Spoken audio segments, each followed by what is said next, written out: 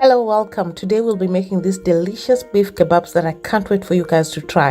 If you're stopping by for the first time, please consider subscribing and let's get started.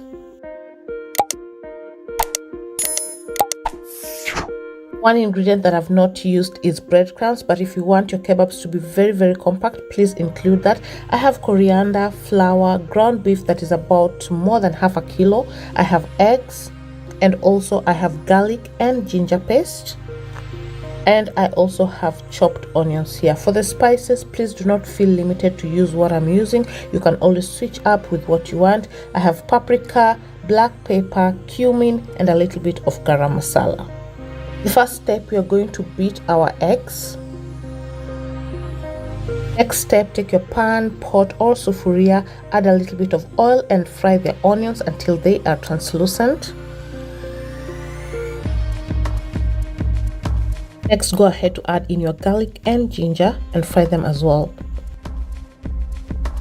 Next, go ahead to add in your spices and cook them for about a minute so that they release that beautiful flavor.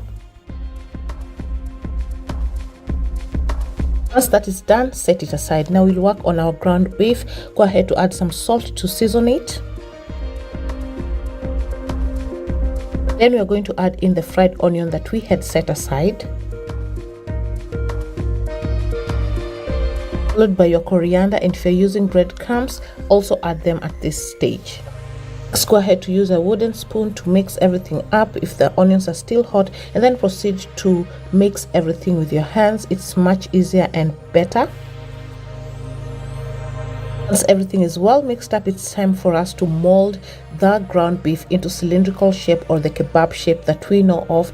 A quick tip that I would like to give you might see my hands are wet. I have a bowl of water next to me. I wet my hands as I mold the beef. This gives it a smooth finish and it also helps the beef not to stick in your hands, and this is a tip that you can use as well when you're doing meatballs.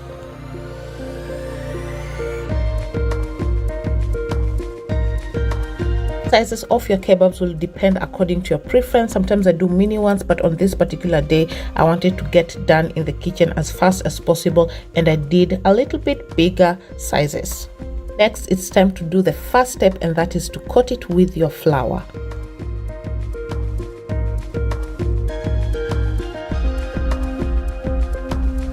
Once that is done, it's time to coat it with your egg wash.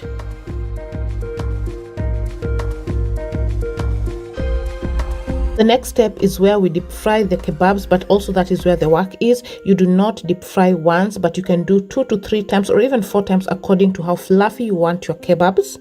This first deep frying, we are not supposed to cook the kebab completely. It's just to bind the egg.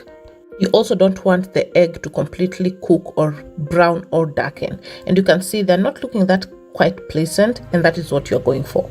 You can see how it looks. It's not that fluffy, so we are going to coat it for the second time with the egg wash. You can make this your last coating, but I will do one more time, and that gives me the fluffiness that I like.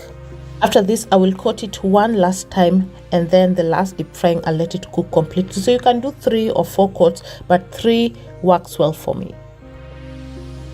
This will also be my last deep frying, and you can see the results. There you have the kebabs. They came out fluffy just like I like them, and the aroma was so beautiful. I can't wait for you guys to try this recipe, and I want you guys to show you the inside as well. You can see how easy it is to slice, and it is not so compact, and that's how I like it as well.